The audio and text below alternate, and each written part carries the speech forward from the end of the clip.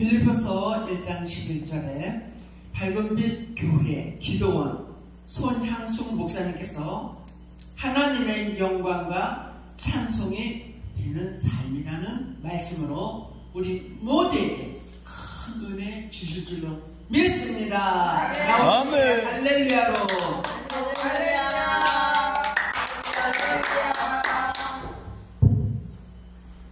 고맙습니다. 이 자리는 언제나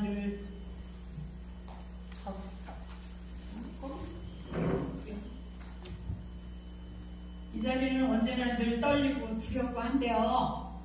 제가 많은 은혜를 끼칠 수 있을지는 모르겠는데 성령께 의지하고 나아갑니다. 네. 기도하겠습니다. 사랑하는 하나님, 부족한 종을 세우셨사오니 하나님께서 모든 것을 이끌어 주시고 성령 하나님께서 이 시간 함께 하심으로 말미암아 내가 전하는 말씀보다 더 큰 은혜가 이 자리에 임할 수 있도록 성령께서 도와주시옵소서. 아멘. 그렇게 하실 우리 주 예수 그리스도의 이름으로 감사하며 기도드립니다. 아멘. 네, 빌립보서 말씀은 여러분도 잘 아시겠지만 크게 전후반으로 나누면 1, 2장은 하나님의 뜻 안에서 기뻐하라는 것이고 3, 4장은 평안 안에서 쉬라는 것입니다. 또한 바울이 2차 전도 여행 중에 첫 번째 유럽 지역에 세운 빌립보 교회에 대한 애정이 대단했고요. 그래서 그 애정과 또한 어려운 가운데 있는 자신을 도와준 그 빌립보 교회에 대한 감사와 아울러서 예수 그리스도에게 말미암는 영적 기쁨을 제시함으로 말미암아 성도들에게 격려와 용기를 주고 있는 서신입니다. 빌립보서 2장 13절 말씀을 보면 너희 안에서 행하시는 이는 하나님이시니 자기의 기쁘신 뜻을 위하여 너희로 소원을 두고 행하게 하신다고 말씀하고 있습니다. 저는 어제 10월 27일 광화문 집회에 갔다 왔어요.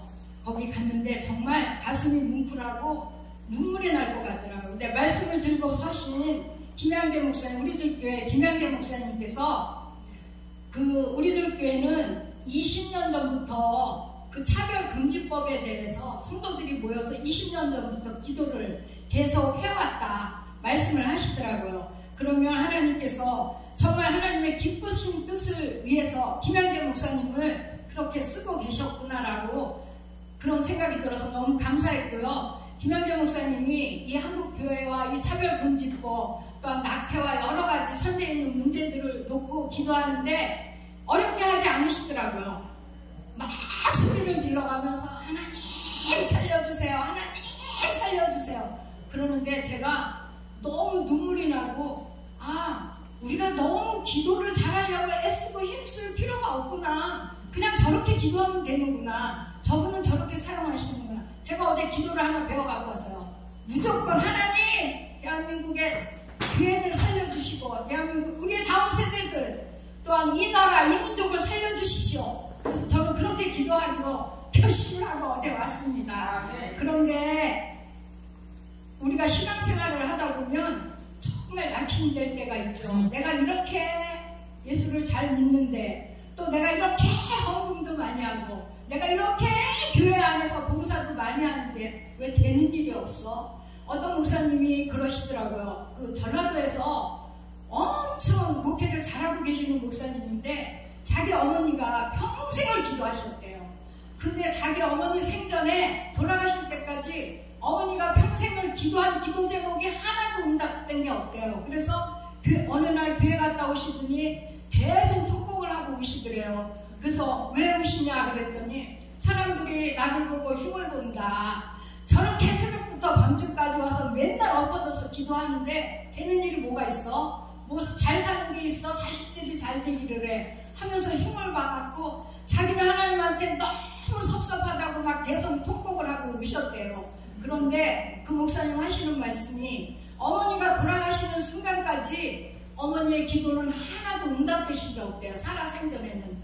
그런데 돌아가시고 나서 자식들이 그 어머니가 쌓아놓은 그 기도를 지금까지 누리고 산다라고 말씀을 하시더라고요. 그래 우리 생전에 정말 하나님 앞에 낙심될 때 있고 내가 하는 이런 모든 것이 정말 하나님 앞에 헛수고가 아닐까 의심될 때가 많아요.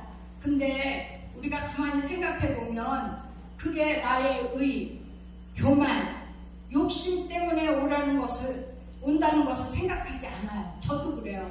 저도 나름대로 내가 이렇게 신앙생활을 잘하는데 하나님 앞에 엎드려서 이렇게 많이 기도하고 나는 봉사도 많이 하고 나는 구제도 많이 하는데 근데 나는 왜 늘 365일 아파야 돼? 왜 늘 병원을 취미생활로 삼고 살아야 돼? 그래서 정말 하나님 앞에 원망도 많이 하고 저는 싱크대 위에 올라앉아서 막 하늘에다 삿대질하면서 막 난리치고 기도도 많이 했어요. 그런데 그게 내가 이렇게 했다라는 교만에서 오는 거더라고요. 이미 내가 이렇게 했다라고 하나님 앞에 따지지 않아도 하나님은 내가 기억해. 무엇보다 중요한 거 네가 내 자녀라는 걸 나는 언제나 늘 잊지 않고 기억하고 있어. 이렇게 말씀하고 계시는데 그걸 생각 안 하고 늘 내가 했는데 왜 내가 5원어치 했는데 왜 하나님은 10원도 안 주시는 거야? 이렇게 정말 섭섭할 때가 많았거든요. 그런데 우리가 영적으로 볼 때 한 치 앞도 내다볼 수 없는 인생임을 인정해야 된다는 것을 저는 깨달았고요. 또한 매 순간 우리의 문제가 새로운 발걸음을 딛게 하시는 주님의 새로운 음성을 듣지 않고 내 음성 먼저 옆에 어떤 목사님 음성 먼저 듣는다는 게 문제가 있다고 저는 생각을 했습니다. 그래서 하나님 앞에 정말 회개도 많이 했는데요. 인생에서 만나는 태풍 우리 없애달라고 하나님 앞에서 수없이 기도하시잖아요. 안 하세요? 저는 많이 해요. 하나님 저 고난 이제 싫어요. 아픈 거 싫어요. 이제 태풍 이제 그만 불게 하시고 순풍만 불게 해주세요. 근데 그거는 내 생각이죠. 그죠?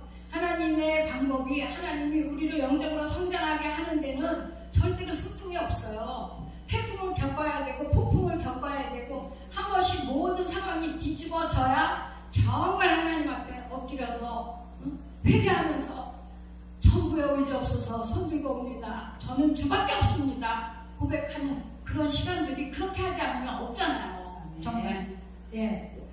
정작 우리의 영혼은 하나님과 연결시키는 일에는 무감각하다는 우리뿐 아니라 저는 내가 했어요 라는 그 교만에는 참 앞장섰지만 우리가 구원자로서의 예수님을 제대로 만나지 못하면 내 소원, 내 뜻 그런 것만 이루어달라고 기도할 수밖에 없는 정말 연약하고 이기적인 존재라는 것을 날마다 정말 깨달을 수밖에 없어요. 그럴 때마다 나 자신에 대해서 절망할 수밖에 없는 건데 그럼에도 불구하고 사도 바울은 복음을 위해서는 목숨까지도 아깝지 않다고 고백했던 그 사도 바울 역시 삶의 주인이 나에게서 그분 예수님께로 바뀌는 은혜를 경험함으로 인해서 정말 사도 바울같이 잘나고 똑똑한 사람이 없었음에도 불구하고 부와 명예를 누릴 수 있는 그 삶을 포기하고 진정한 주님의 제자로서의 축복을 누리며 하나님의 영광과 찬송이 되는 삶을 사셨어요. 사도 바울이. 예, 그렇다면 나는 어떻습니까? 그리스도의 복음을 통해 우리가 누리고 있는 진리의 빛, 어둠 가운데서 죽어가는 영혼들에게 많이 나누어주고 계십니까? 목사님들? 예, 우리가 품은 진리의 빛이 세상 가운데 정말 환하게 비춰진다면 우리의 삶을 통해서 믿지 않던 모든 영혼들이 하나님 앞으로 돌아오는 역사가 있을 거라고 저는 믿습니다. 여러분 이 땅에서 삶은 그리 길지 않습니다. 저는요 제가 정말 70이 넘을 거라는 생각은 이만큼도 해본 적이 없어요. 그런데 어느 날 보니까 제가 70이 넘어 있더라고요. 그래서 인생 길지 않다. 예, 정말 이 땅에서의 삶이 끝나고 우리의 형체가 흙으로 돌아가더라도 내가 전한 복음으로 인해서 수많은 영혼들이 살아나고 그 다음 세대 그리고 다음 세대까지 예수 그리스도 그분의 이름이 전해지고 하나님 나라의 영광이 전해진다면 우리는 하나님 나라의 꿈을 이루는 데 필요한 도구로서의 사명을 잘 감당한 것이 아닐까 저는 그렇게 생각을 합니다. 많은 사람들이 이 세대를 보면서 참으로 어둡고 소망이 없는 세대라고 말합니다. 그런데 언제나 그랬듯이 소망 없는 세대를 차고 일어나 하나님의 귀한 믿음의 도구로 쓰임받는 쓰임받는 사람들이 어느 세대에나 있었습니다. 바로 하나님과 친하고 하나님을 사랑하며 하나님을 즐거워하고 기뻐하는 사람들이었습니다. 제가 생각해 보니까요, 친하지 않으면 사랑할 수 없더라고요. 제가 오스키 목사랑 20년 지기거든요. 근데 친해요. 굉장히. 네. 친하기 때문에 사랑할 수 있는 거고, 친하기 때문에 서로 만나면 즐거울 수 있고, 친하기 때문에 같이 동역을 해도 짜증이 나. 우리는 한 번도 같이 동역하면서 얼굴을 붉히거나 큰 소리를 내본 적이 없어요. 내 인격이 훌륭해서 아니에요. 저 인격 훌륭하지 않아요. 많은 사람들이 저 보면 까칠하다 그래요. 그런데 그럼에도 불구하고 부딪히지 않고 우리가 할 수 있었던 건 친하기 때문에 그랬던 것 같아요. 그래서 우리가 예수님하고 친하고 예수님을 사랑하고 예수님 때문에 기뻐하고 즐거워하면 하나님께서 오늘 그 믿음의 도구로 우리를 부르시면서 우리를 사용하시지 않겠어요? 하나님과 친하세요. 하나님을 아주 사랑하세요. 그분으로 인해서 기뻐하세요.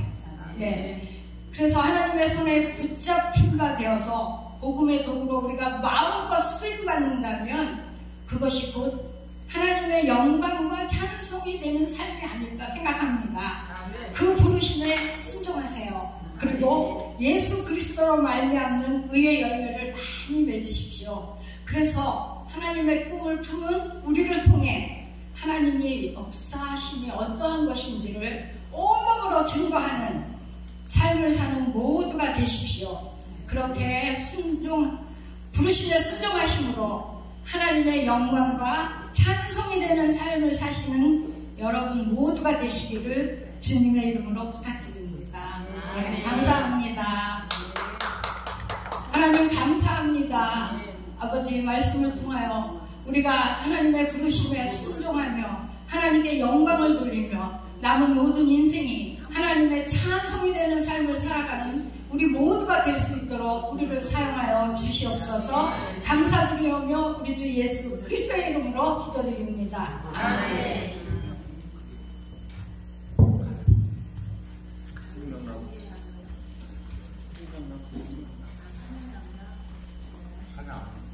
하나님의 영광. 우리 또 너무 은혜를 주신 분 앞에 감사드립니다. 우리가 은혜를 받았으니까 하나님 앞에 또 봉헌도 해야 되겠죠. 아주 예쁘신 분들이 계셔요. 양사모님과 김희경 원사님 나오셔서 봉헌송 해주시겠습니다.